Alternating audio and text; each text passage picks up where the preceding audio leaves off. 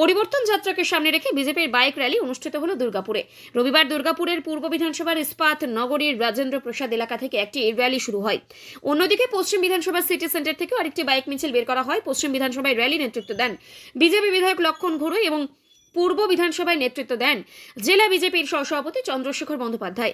BJP নেতৃত্বের দাবি, এবারের লড়াই মুখ্যমন্ত্রী মমতা বন্দ্যোপাধ্যায়ের সঙ্গে জনতার মানুষের সমর্থন পরিবর্তন যাত্রাতেও মিলেছে বলেই তাদের দাবি। আগামী 10 তারিখ দুর্গাপুরে পরিবর্তন যাত্রার রথ আসবে, সেই প্রস্তুতির অংশ হিসেবে এই বাইক র্যালি আয়োজন করা হয়েছে বলেই জানান নেতৃত্ব।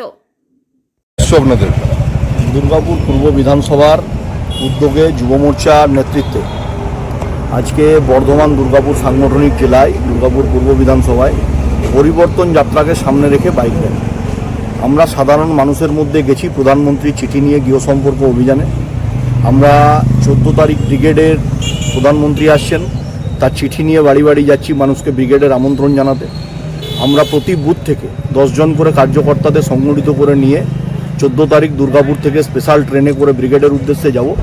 এই পরিবর্তন যাত্রা এবং ব্রিগেডকে সামনে রেখে আমাদের এই বাইক র্যালি মানুষকে আমরা সম্বোধিত করতে চাইছি যে এবারের লড়াই কিন্তু বিজেপি ভার্সেস তৃণমূল নয়। এবারের লড়াই হচ্ছে মমতা ভার্সেস জনতা। বাংলার জনতার বিরুদ্ধে বাংলার মুখ্যমন্ত্রী চলে গেছেন, তার জন্য মমতা ভার্সেস জনতা এই লড়াইয়ে বিজেপি শুধুমাত্র মানুষকে সম্বোধিত করতে চাইছে, মানুষকে সাথে নিয়ে চলতে চাইছে, মানুষকে পাশে নিয়ে এই আন্দোলনকে উদ্বুদ্ধ করতে চাইছে। মুখ্যমন্ত্রী যখন ধর্নায় বসে মেয়র রোডে